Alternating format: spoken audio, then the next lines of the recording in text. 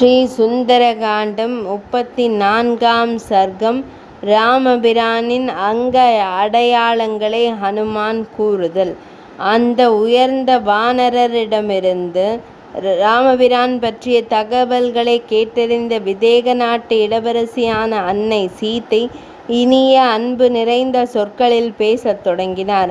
அவர் கேட்டார், உனக்கு எப்போது ராமபிரானுடன் பழக்கம் ஏற்பட்டது? லக்ஷ்மண சுவாமியை உனக்கு எப்படி தெரியும்? குரங்குகளும் மனிதர்களும் எப்படி நண்பர்கள் ஆகினர்? வானரரே, இன்னொரு முறை ஸ்ரீராம லக்ஷ்மணர்களின் அங்க அடையாளங்களை விவரித்து கூறுவாயாக. இது என் துயரத்தை குறைக்க பெருமளவு உதவும். ஸ்ரீராம லக்ஷ்மணர்களின் தன்மைகள் என்ன? அவர்கள் எப்படி இருப்பார்கள்? அவர்களின் திருக்கரங்களும் தொடைகளும் எப்படி இருக்கும்? அவற்றை எனக்கு விவரித்து கூறுவாய். விதேக நாட்டு இளவரசியின் பேச்சை கேட்பதும் வாயுகுமாரனான ஹனுமான் ராமபிரானின் தோற்றத்தை விவரிக்கத் தொடங்கினார். தாமரை இதழ்கள் போன்ற அழகான கண்களை கொண்ட விதேக நாட்டு இளவரசியான அன்னை சீதையே, உங்கள் கணவர் ராமபிரான் மற்றும் லக்ஷ்மண சுவாமி ஆகியோரின் தோற்றத்தை விவரிக்கச் சொல்லி நீங்கள் என்னை அன்புடன் கேட்டுக்கொண்டது உண்மையில் ஒரு அதிர்ஷ்டமான சூழ்நிலைதான். நான் கவனித்த விதத்தில் ராமபிரான் லக்ஷ்மண சுவாமி ஆகியோரின் தோற்றத்தை நான் விவரிப்பதை தாங்கள் கேளுங்கள். ஜனகரின் செல்வியே, ராமபிரான் தாமரை இதழ்களை போன்ற திருக்கண்களை கொண்டவர். அவை எல்லா உயிர்களையும் கவர்ந்து இழுக்கக்கூடிய அழகுடையவை. அவர் அழகு, அன்பு இவற்றின் மொத்த உருவம் ஆவார். பிரகாசத்தில் அவர் சூரியனை போன்றவர், பொறுமையில் பூமியை போன்றவர், அறிவில் பிரகஸ்பதியை போன்றவர், புகழில் இந்திரனை போன்றவர். அவர் எல்லா ஜீவராசிகளின் பாதுகாவலராவார். குறிப்பாக தன் குலத்தை பாதுகாப்பவர் அவர். தர்மத்தின் மற்றும் நன்னடத்தையின் கோட்பாடுகளின் பாதுகாவலர். அவர் தன் எதிரிகளுக்கு பயமாக விளங்குபவர். அழகிய பெண்மணியே, தாயே, அவர் 4 வர்ணங்களை பாதுகாப்பவர். உலகில் நிலவும் நீதி கோட்பாட்டை உருவாக்கியவர் அவர்தான். தானே ஒரு உதாரணமாக விளங்கி அதை செயல்படுத்துபவரும் அவரே ஆவார். அவர் தோற்றம் ஒளி பொருந்தியது. அவர் எப்போதும் மற்றவர்களால் வணங்கப்படுகிறார். அவர் தன் புலன்களுக்கு எஜமானர். சாதுக்களுக்கு அவர் எப்போதும் நன்மை செய்பவர். எல்லா விஷயங்களிலும் எது சரியான வழி என்பதை அவர் அறிந்தவர். அவர் ராஜதந்திரத்தில் நிபுணர். எனவே அவர் எப்போதும் சாதுக்களிடம் மரியாதையாகவே இருப்பார். அவர் எல்லா வேதங்களின் உட்பொருளையும் அறிந்தவர். அவர் உயர்ந்த குணமுடையவர். அவர் மிகவும் அடக்கமானவர். ஆனால் போரில் அச்சுறுத்தும் விதத்தில் இருப்பார். அவர் யஜுர்வேதத்தை மிக நன்றாக அறிந்தவர். வேதம் அனைவராலும் மதிக்கப்பட வேண்டும் என்று வேதம் அறிந்த அனைவராலும் அவர் மதிக்கப்படுபவர். வேதங்கள், உபவேதங்கள் மற்றும் ஆயுதங்கள் பற்றிய அறிவு எல்லாவற்றிலும் அவர் ஒரு நிபுணராவார். அவர் பரந்த தோள்களையும் நீண்ட புஜங்களையும் கொண்டவர். அவர் கழுத்தின் அமைப்பும் ஒரு சங்கை போன்றிருக்கும். அவர் முகம் எப்போதும் அமைதியுடன் இருக்கும். அவர் தோள்கள் சதைப்பிடிப்பு கொண்டவை. அவர் கண்களில் ஒரு சிவப்பு காணப்படும். ராமபிரானின் பெயர் மனிதர்களிடையே மிகவும் பிரபலமானது. அவருடைய குரல் துந்துபியின் முழவின் ஒலியை ஒத்ததாக இருக்கும். அவர் மென்மையான நீல நிறம் கொண்டவர். அவர் உயரமும் பருமனும் உள்ளவர். அழகிய தோற்றமுடையவர். அவருடைய 3 உறுப்புகளான மார்பு, மணிக்கட்டுகள் மற்றும் முஷ்டிகள் உறுதியானவை. அவருடைய முடிகள், முழங்கால் முட்டிகள், விரைகள் இவற்றின் முனைகள் சமநிலையில் உள்ளவை. அவருடைய அடிவயிறு, தொப்புள் மற்றும் மார்பு உயர் நிலையில் உள்ளவை. அவருடைய கண்கள், நகங்கள், உள்ளங்கைகள், பாதங்கள் ஆகியவற்றின் ஓரங்கள் செவ்வரி படைத்தவை. அவர் பாதங்களுக்கு அடியில் உள்ள கோடுகள், அவர் தலையில் உள்ள முடிகள், அவருடைய இனப்பெருக்க உறுப்பு ஆகியவை மென்மையானவை, பளபளப்பானவை. அவருடைய குரல், நடை மற்றும் நிற்கும் விதம் ஆகியவை ஈர்க்கக்கூடியவை. அவருடைய கழுத்திலும் அடிவயிற்றிலும் 3 மடிப்புகள் உள்ளன. அவர் மார்பு, மார்பின் முனைகள், உள்ளங்கால் கோடுகள் ஆகியவை ஆழமாக பதிந்தவை. அவர் கழுத்து, பிறப்புறுப்பு, முதுகு மற்றும் முழங்கால்கள் சிறியவை. அவர் தலையில் 3 சுழல் வட்டங்களும் அவருடைய அகன்ற பாதத்திலும் நெற்றியிலும் 4 கோடுகளும் உள்ளன. அவருடைய உயரம் 4 முழம். அவருடைய கைகள், முழங்கால்கள், தொடைகள் மற்றும் கன்னங்கள் சரியான அளவில் அமைந்தவை. அவருடைய முகம், வாய், கண்கள், நாக்கு, உதடுகள், தாடை, முகவாய், மார்பு, நகங்கள், கைகள், கால்கள் இவை தாமரை போன்றவை. அவருடைய மார்பு, தலை, நெற்றி, கழுத்து, தோள்கள், கைகள், தொப்புள், பக்கங்கள், முதுகு, குரல் ஆகியவை சரியான அளவானவை. வீரம், புகழ், செல்வம் இந்த 3 குணங்களுக்காக அவர் எங்கும் அறியப்பட்டார். அவருடைய பற்களும் கண்களும் வெண்மையானவை. அவருடைய அக்குள்கள், அடிவயிறு, மார்பு, மூக்கு, கைகள், நெற்றி ஆகியவை உயர்ந்த நிலையில் இருப்பவை. அவருடைய தலைமுடி, முகத்தில் உள்ள முடி, நகங்கள், உடலில் உள்ள முடி, தோல், விரல்கள், கண்கள், பிறப்புறுப்பு, அறிவு ஆகியவை பண்பட்டவை. காலை, முற்பகல், பிற்பகல் ஆகிய ஒரு நாளின் 3 பகுதிகளிலும் இரவிலும் அவர் ஒழுங்கு, நேர்மை, செல்வம், உயர்வான சுகங்கள் ஆகியவற்றை இந்த வரிசையில் பின்பற்றுகிறார். அவர் உண்மையிலும் தர்மத்தின் விதிகளிலும் நிலை பெற்றவர். அவர் மிகவும் அதிர்ஷ்டம் மிகுந்தவர். பொருளை ஈட்டுவதிலும் சரிவரை அதை விநியோகிப்பதிலும் சரி அவர் திறமையானவர். திறமை பெற்ற ஸ்ரீராமபிரான் நேரத்திற்கும் இடத்திற்கும் தகுந்தவாறு எப்படி நடந்து கொள்ள வேண்டும் என்று மிகவும் அறிந்தவராவார். உலகிற்கு நன்மை செய்வதில் அவர் எப்போதும் விருப்பமுள்ளவர். சுமித்ரையின் செல்வரும் யாராலும் வெல்ல முடியாதவருமான அவருடைய இளைய சகோதரரான லக்ஷ்மண சுவாமி தோற்றம், அன்பு மற்றும் நற்குணங்களில் அவருக்கு இணையானவர். இந்த மேலான மனிதர்கள் எல்லா இடங்களிலும் உங்களை தேடிக் கொண்டிருந்த போது நாங்கள் அவர்களை சந்திக்க நேர்ந்தது. உங்களை தேடி அவர்கள் இங்கும் அங்கும் அலைந்து கொண்டிருந்த போது தன் அண்ணனால் அவமானப்படுத்தப்பட்டு துரத்தப்பட்டு ரிஷ்யமுக பர்வதத்தின் அழகு பகுதிகளில் அச்சத்துடன் ஒளிந்து வாழ்ந்து கொண்டிருந்த சுக்ரீவரை அவர்கள் சந்தித்தனர். தன் அண்ணனால் நாட்டிலிருந்து வெளியேற்றப்பட்ட அந்த உண்மையுள்ள சுக்ரீவரை எங்களை போன்று சிலர் மட்டும்தான் கவனித்து கொண்டிருந்தோம். அந்த சமயத்தில் தான் அந்த வீரர்கள் மரவுரி தரித்து கொண்டு கையில் சக்தி வாய்ந்த விற்களை ஏந்தியபடி ரிஷ்யமுக பர்வதத்தின் அழகிய பகுதிகளுக்கு வந்தனர். அந்த 2 வில் வீரர்களையும் பார்த்து வானர தலைவர் சுக்ரீவர் பயந்து போய் மலையின் உச்சிக்கு ஓடினார். அதற்கு பிறகு அந்த வானர தலைவர் மலையின் உச்சியின் மீது இருந்து கொண்டு புதிதாக வந்தவர்களை சந்திக்க என்னை அனுப்பினார். சுக்ரீவரின் ஆணைப்படி அந்த அழகிய அரசகுமாரர்களை நான் சந்தித்தேன். கைகளை குவித்து அவர்களை வணங்கி அங்கிருந்த நிலவரத்தை தெரிவித்தேன். இவ்வாறு எங்களை பற்றிய தகவல்களை அவர்களுக்கு தெரிவித்து அவர்களை திருப்தி அடைய செய்த பின் அவர்களை என் முதுகில் சுமந்து கொண்டு சுக்ரீவர் இருந்த இடத்திற்கு அவர்களை அழைத்து சென்றேன். மேன்மை தங்கிய சுக்ரீவருக்கு அவர்களை அறிமுகம் செய்து வைத்தேன். இவ்வாறு அவர்கள் அறிமுகமானதும் அவர்கள் உரையாடி கொண்டனர். உரையாடலின் விளைவாக அவர்களுக்கிடையே பெரிய அளவில் நம்பிக்கை விளைந்தது. கடந்த காலத்தில் நிகழ்ந்த சம்பவங்கள் பற்றி அவர்களிடையே நிகழ்ந்த உரையாடலின் போது வானரர்களின் அரசரும் அரசகுலத்தைச் சேர்ந்த ஸ்ரீராமபிரானும் ஒருவருக்கொருவர் ஆறுதல் கூறிக்கொண்டனர். இதனால் இருவருக்கும் மிகவும் திருப்தி ஏற்பட்டது. மிகுந்த பலமும் வீரமும் கொண்ட தன் அண்ணன் வாலியால் ஒரு பெண்ணின் காரணமாக நாட்டிலிருந்து துரத்தப்பட்ட சுக்ரீவருக்கு லக்ஷ்மண சுவாமியின் சகோதரரான ஸ்ரீராமபிரான் ஆறுதல் கூறினார். அதே சமயம் செயல்களை செய்து முடிப்பதில் சமர்த்தரான லக்ஷ்மண சுவாமி உங்களை பிரிந்ததால் தன் அண்ணனுக்கு நேர்ந்த துயரம் பற்றி வானர அரசரான சுக்ரீவரிடம் எடுத்து கூறினார். லக்ஷ்மண சுவாமி கூறியதை கேட்டதும் சுக்ரீவர் ராகு கேதுவால் பீடிக்கப்பட்ட சூரியனை போல் துயரத்தால் சூழப்பட்டார். அதற்கு பிறகு ராவணனால் தூக்கிச் செல்லப்பட்ட போது வானிலிருந்து நீங்கள் கீழே எறிந்த எல்லா அணிகலன்களையும் வானரர்கள் எடுத்து வந்து ராமரின் முன்பு வைத்தனர்.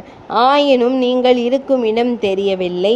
மென்மையான ஒலியுடன் பூமியில் விழுந்து சிதறிய எல்லா அணிகலன்களையும் நான் தான் சேகரித்தேன். இவற்றை ஸ்ரீராமபிரானிடம் காட்டிய போது அவர் மூர்ச்சையடைந்தார். பிறகு ஒரு தேவலோகத்தவரைப் போல் தோன்றும் உங்கள் கணவர் அந்த நகைகளை தன் மடியில் வைத்து கொண்டு உங்களை பற்றி திரும்ப திரும்ப நினைத்து கொண்டு நீண்ட நேரம் உங்கள் விதியை நொந்து கொண்டார். அந்த நகைகளை திரும்ப திரும்ப பார்த்து அவர் துயரத்தால் அழுதார். அந்த நகைகளை பார்த்து அவருடைய சோக நெருப்பை இன்னும் அதிகமாக கொழுந்துவிட்டு எரியச் செய்யும் நெருப்பாகத்தான் அது அமைந்தது. துயரத்தில் மூழ்கி அவர் நீண்ட நேரம் கீழே விழுந்தே கிடந்தார். நிறைய ஆறுதல் கூறி நான் அவரை எழுந்து உட்காரச் செய்தேன். லக்ஷ்மண சுவாமியுடன் சேர்ந்து ராமபிரான் அந்த ஆபரணங்களை சுக்ரீவரிடம் பலமுறை காட்டி அவற்றை அவருடைய பொறுப்பில் ஒப்படைத்தார். உயர்ந்த பெண்மணியே, உங்களை பிரிந்ததால் ரகுவம்ச திலகர் தனக்குள் எரிமலை போல் கழன்று கொண்டிருக்கிறார். உங்கள் பொருட்டு அவர் அனுபவித்து கொண்டிருக்கும் பட்டினி, தூக்கமின்மை, கவலை ஆகியவை அடுப்பில் எரியும் நெருப்பு போல் எரிந்து கொண்டிருக்கின்றன. பூகம்பம் மலையை பிளப்பது போல் உங்கள் பொருட்டு அவர் அனுபவித்து கொண்டிருக்கும் துயரம் அவரை முழுவதுமாக நொறுக்கிவிட்டது. இளவரசியே, மிதிலை நாட்டு செல்வியே, உங்களை கண்டுபிடிக்க முடியாததால் காடுகள், ஆற்றுப்படுகைகள், மலைச்சரிவுகள் போன்ற பல இடங்களிலும் துயருடன் தெரிந்து கொண்டு அவர் பெரும் துயர மனநிலையில் இருக்கிறார். ஜனகரின் செல்வியே, பெரும் வீரம் கொண்ட சிங்கம் போன்ற ஸ்ரீராமபிரான் விரைவிலேயே ராவணனையும் அவன் உறவினர்களையும் கூட்டாளிகளையும் கொன்றுவிட்டு உங்களிடம் வருவார். ஸ்ரீராமரும் சுக்ரீவரும் தங்கள் சந்திப்பின் போது வாலியை கொல்வது பற்றியும் உங்களை தேடுவது பற்றியும் இருதரப்பு ஒப்பந்தம் ஒன்றை செய்து கொண்டிருக்கிறார்கள். அந்த ஒப்பந்தத்தின்படி இந்த 2 வீர இளவரசர்களும் கிஷ்கிந்தையில் வாலியுடன் போர் செய்து அவரை கொன்றார்கள். ராமபிரான் தன் புஜ பலத்தினால் வாலியை கொன்று சுக்ரீவரை எல்லா வானரர்களுக்கும் கரடிகளுக்கும் அரசராக்கினார். பெண்மணியே, இவ்விதமாக ராமருக்கும் சுக்ரீவருக்கும் ஏற்பட்ட நட்பும் ஒன்றிணைப்பும் ஏற்படுத்தப்பட்டன. எனவே என்னை அவர்கள் இருவரின் தூதன் என்று அறிவீர்களாக. ஆட்சியை திரும்ப பெற்ற பிறகு சுக்ரீவர் சக்தி பெற்ற எல்லா வானரர்களையும் அழைத்து உங்களை தேடுவதற்காக அவர்களை 10 திசைகளுக்கும் அனுப்பினார். அந்த வானர அரசரின் கட்டளையால் அனுப்பப்பட்ட சக்தி வாய்ந்த அந்த வானரர்கள் இமயமலையை போன்ற பெரிய தோற்றம் கொண்டவர்களாக உலகில் உள்ள எல்லா இடங்களையும் நாடி சென்றனர். அப்போதிலிருந்து நாங்கள் அனைவரும் மற்ற வானரர்களுடன் சேர்ந்து சுக்ரீவரின் கட்டளைக்கு கீழ்ப்படிந்து உலகம் முழுவதும் தங்களை தேடிக்கொண்டிருக்கிறோம். வாலியின் சக்தி வாய்ந்த புதல்வரான அங்கதன் 1/3 பங்கு வானரர்கள் சூழ தேடுதலுக்காக கிளம்பினார். பல நாட்கள் விந்திய மலை பகுதியில் இரவும் பகலும் தேடியது பலனளிக்கவில்லை. எங்கள் முயற்சி தோல்வி அடைந்ததால் நாங்கள் அனைவரும் பெரும் சோகத்தில் மூழ்கினோம். எங்கள் முயற்சிகள் தோல்வி அடைந்து விட்டன என்ற முடிவிற்கு வந்து எங்களுக்கு அளிக்கப்பட்டிருந்த கால அவகாசம் விரைவில் முடிய போகிறது என்பதை உணர்ந்து கோபம் கொண்ட அரசர் சுக்ரீவரை எதிர்நோக்குவதை விட எங்கள் உயிரை விடுவதே நல்லது என்று நாங்கள் நினைத்தோம். காடுகள், கோட்டைகள், மலைகள், ஆறுகள் எல்லாவற்றிலும் தேடிய பிறகு எங்கள் உயிரை விடுவதற்கு நாங்கள் தயாரானோம். விதேக நாட்டு இளவரசியே, நாங்கள் அனைவரும் உண்ணாமல் இருந்து உயிர்விடத் தயாரானதைக் கண்டு உயர்ந்த வானரரான அங்கதர் பெரும் சோகத்தில் ஆழ்ந்தார். ஜடாயுவின் மரணம், வாலி அழிக்கப்பட்டது, தேவியை கண்டுபிடிப்பதில் நாங்கள் தோல்வி அடைந்தது, உண்ணாமல் இருந்து உறுதியாக உயிர் துறப்பது என்ற எங்களின் உறுதி ஆகியவற்றை குறித்து அங்கதர் மிகவும் வருந்தினார். எங்கள் எஜமானரின் கட்டளையை நிறைவேற்ற தவறியதால் உயிர் துறக்க தயாராக இருந்த எங்களை நோக்கி உன்னத ஆத்மாவான ஒரு கழுகு அப்போது வந்தது. ஜடாயுவின் சகோதரரான சம்பாதி என்ற அந்த கழுகு அவருடைய சகோதரரின் மரண செய்தியை கேட்டதும் எங்களிடம் உணர்ச்சி பொங்க கூறியது. உயர்ந்த வானரர்களே, என் தம்பி எந்த இடத்தில் போரில் தோற்கடிக்கப்பட்டு கொல்லப்பட்டார் என்பதை உங்களிடமிருந்து அறிந்து கொள்ள விரும்புகிறேன். ஜனஸ்தானத்தில் ஜடாயு உங்களை காப்பாற்ற வந்தபோது அவர் ஒரு கொடிய அரக்கனால் எப்படி கொல்லப்பட்டார் என்பதை நடந்தபடி விவரமாக அங்கதர் அவரிடம் எடுத்துரைத்தார். அழகிய பெண்ணே, அருணரின் புதல்வரான அந்த சம்பாதி தன் சகோதரரின் மரணம் குறித்து வருந்தினார். தாங்கள் ராவணனின் அரண்மனையில் சிறை வைக்கப்பட்டிருப்பதையும் அவர்தான் தெரிவித்தார். சம்பாதி அளித்த இந்த உற்சாகப்படுத்தும் தகவலை கேட்ட பிறகு அங்கதர் உட்பட நாங்கள் அனைவரும் அங்கிருந்து கிளம்பினோம். உங்களை கண்டுபிடிக்க முடியும் என்ற நம்பிக்கையால் உற்சாகம் அடைந்து வானரர்கள் மிகுந்த எழுச்சியுடன் விந்திய மலையிலிருந்து கிளம்பி சமுத்திரத்தின் வடக்கு பகுதிக்கு வந்து சேர்ந்தோம்.